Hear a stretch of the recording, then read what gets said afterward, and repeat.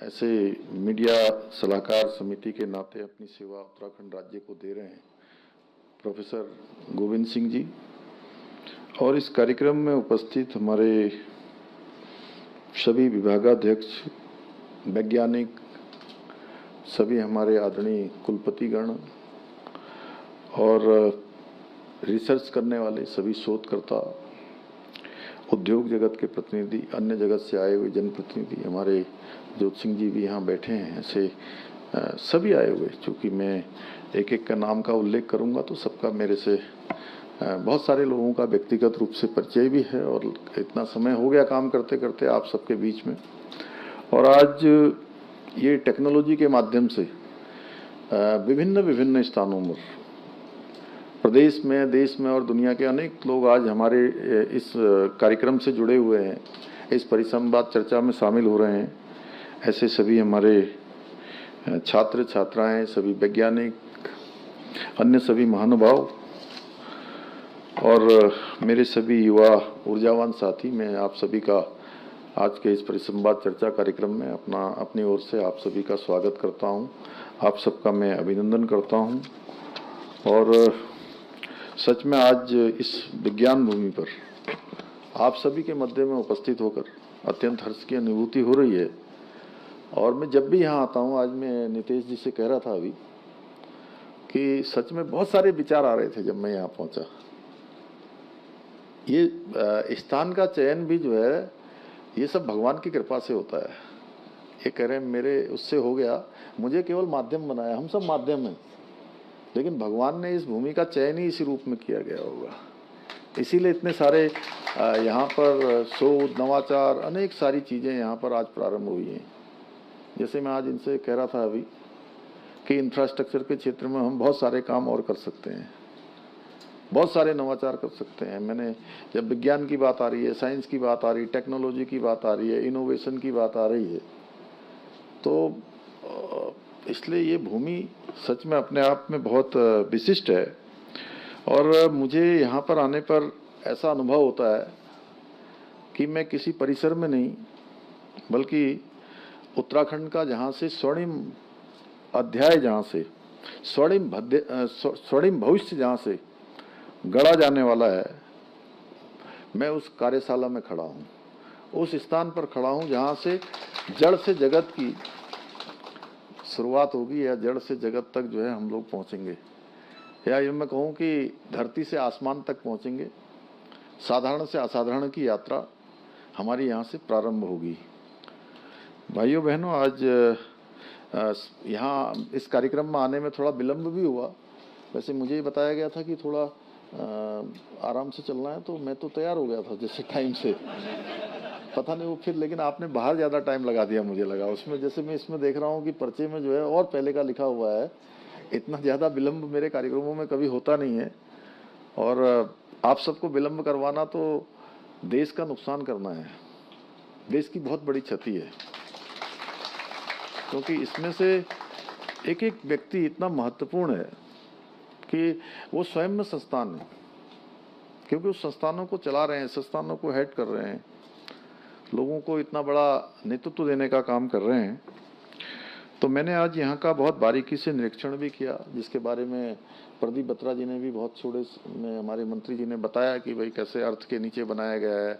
और मुझे आजकल ये पानी की जब बात होती है तो मैं बहुत उत्सुक हो जाता हूँ।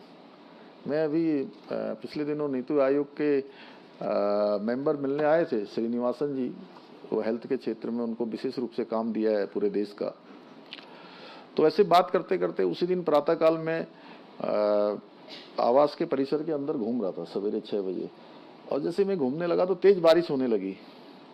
मैं देख रहा हूँ जहाँ पर रोड नहीं है या सीमेंट का कोई वो नहीं है, तो वहाँ पानी बाहर नहीं आ रहा था तेज बारिश में भी, और बाकी तेज तेज पानी बह रहा है रोड में, मतलब मेरे पैरों के नीचे भी काफ़ी पानी बह रहा था। तो मुझे लगा कि कम से कम हमारे ऐसे वैज्ञानिकों को जो सबको गढ़ने वाले हैं, जड़ से जगत की यात्रा को चलाने वाले हैं, या उसका किसी न किसी रूप में मार्गदर्शन करने वाले हैं, तो इस विषय में भी हमको चिंतन करना चाहिए। मुझे लगा कि आज आपके बीच में मैं बात करते करते विषय जरूर डाल दूंगा कि ये देखिए यहाँ पर ये अभी बता रहे थे कि जब इसका ये जो अर्थ के नीचे जो इन्होंने बनाया है, अर्थ के नीचे कैसा दिखता है, तो बहुत कम में, मतलब 30-40 फुट में ही यहाँ पर पानी आ गया, 40 फुट में, और कहीं कहीं पर 500 फुट में भी नहीं आता, 1000 फुट में भी नहीं मिलता। पानी ढूंढते ढूंढते मिलते हैं। और कहते हैं जल बिन सब सून। जहाँ जल नहीं है तो वहाँ जीवन भी नहीं है। जहाँ जल है वहीं समृद्धि है, जहाँ जल है वहीं विकास है, जहाँ जल है वहीं जीवन है। जल के बिना सब जीवन की कल्पना करना जो है, मैं समझता हूँ कि बहुत अतिशयोक्ति होगा। इसलिए मुझे ये देखकर अत्यंत प्रसन्नता हुई कि अनेक महत्वाकांक्षी परियोजनाएं आज यहाँ पर बहुत आकार ले रही हैं, और आने वाले समय में मुझे पूरा विश्वास है कि ये साइंस सिटी केवल उत्तराखंड की नहीं बल्कि देश के, पूरे देश के विद्यार्थियों के लिए, शोधकर्ताओं के लिए, वैज्ञानिकों के लिए, विज्ञान और नवाचार और अनुसंधान के क्षेत्र में काम करने वालों के लिए एक बहुत बड़ा, एक अग्रणी केंद्र के रूप में उभर कर सामने आएगी। जिस प्रकार का यहाँ पर काम चल रहा है और जिस प्रकार की यहाँ की कल्पना की गई है, हमारे यहाँ के युवा नवोदित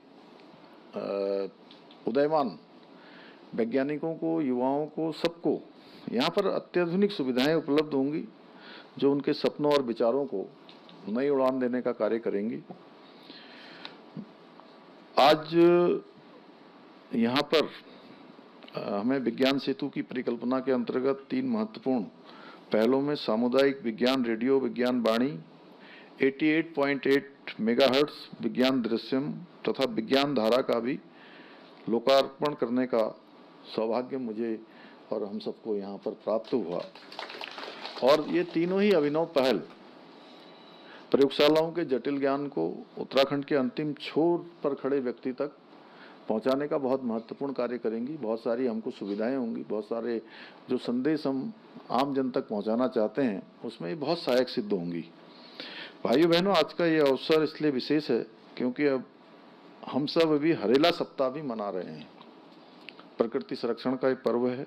इस अवसर पर आज हमें यूकॉस्ट के परिसर में पौधारोपण करने का भी सौभाग्य प्राप्त हुआ है। जैसा कि हम सभी जानते हैं, हरेला केवल एक त्यौहार नहीं है बल्कि प्रकृति के प्रति हमारी आस्था, पर्यावरण संरक्षण के प्रति हमारी जिम्मेदारी, प्रतिबद्धता और आने वाली पीढ़ियों के लिए ये दायित्व का भी एक प्रतीक पर्व है।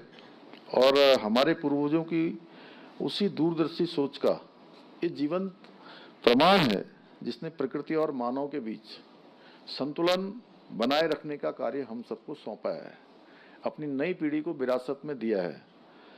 आज जब ऐसे समय में बड़ा कठिन दौर आज पूरी दुनिया का चल रहा है, जब हम जलवायु परिवर्तन, ग्लोबल वार्मिंग, पर्यावरणीय संकट की अनेक चुनौतियां, उनका हम सामना कर रहे हैं। इस बात से भी देखिए जितनी एलिनो इफेक्ट दिखाई दे रहा है कि जितनी बारिश होनी चाहिए थी। और मुझे एक दिन बीच में प्रवासी भाइयों के कार्यक्रम में मुंबई जाने का भी अवसर मिला था, तो वहाँ देख रहे हैं लगातार 1 हफ्ते से बारिश ही बारिश हो रही है, सारा जनजीवन रुका हुआ है।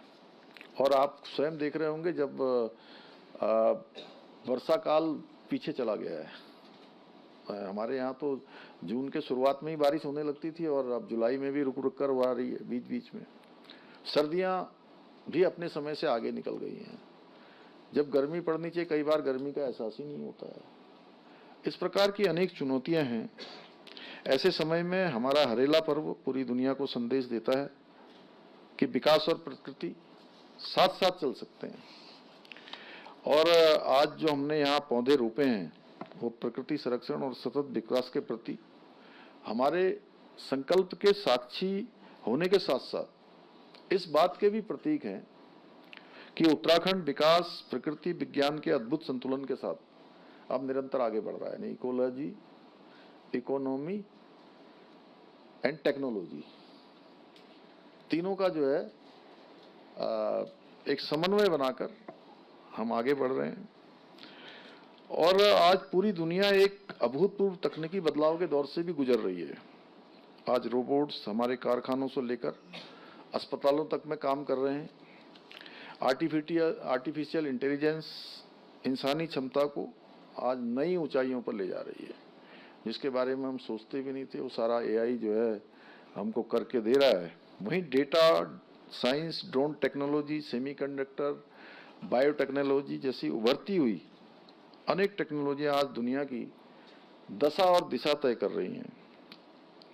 ऐसे में हमें भी इस बदलाव को न केवल स्वीकार करना है, एक्सेप्ट करना है, बल्कि इसका नेतृत्व भी करना है, क्योंकि आज बहुत सारे ऐसे क्षेत्र हो चुके हैं जहां पर आज उत्तराखंड बेस्ट प्रैक्टिस के रूप में पूरे देश के अंदर उसका उदाहरण एक प्रस्तुत किया जा रहा है। जैसे सिलक्यारा टनल रेस्क्यू अभियान को ब्रिक्स के सम्मेलन में एक उदाहरण के रूप में प्रस्तुत किया गया था, और हम प्रत्येक वर्ष 28 नवंबर को राज्य सरकार की तरफ से इसमें एक शासनादेश भी हो गया है कि हर वर्ष इसको आपदा प्रबंधन दिवस के रूप में हम मनाएंगे, जिससे कि पूरी दुनिया हमारे इस मॉडल को हमेशा याद करे कि कितनी कठिन परिस्थितियों में हमारे राज्य के लोगों ने, हमारे देश के वैज्ञानिकों ने, तमाम एजेंसियों ने मिलकर हमारे प्रधानमंत्री मोदी जी के मार्गदर्शन में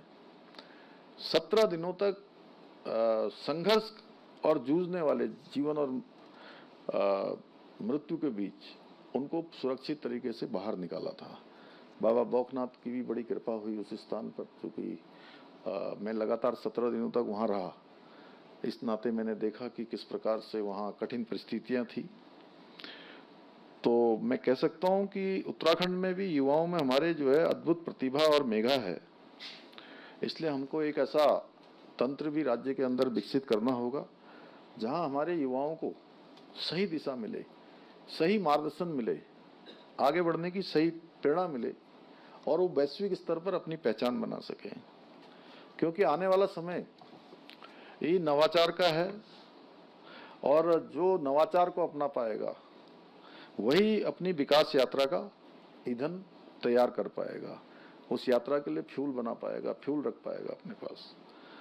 और आदरणीय प्रधानमंत्री जी ने देश के सामने विकसित भारत 2047 का जो अमृत संकल्प रखा है, उसकी सबसे मजबूत आधारशिला विज्ञान और प्रौद्योगिकी है, और साथ में अनुसंधान की भी है। इसीलिए उन्होंने कहा जय जवान जय किसान और जय विज्ञान, और उसमें एक शब्द और जोड़ दिया, जय अनुसंधान।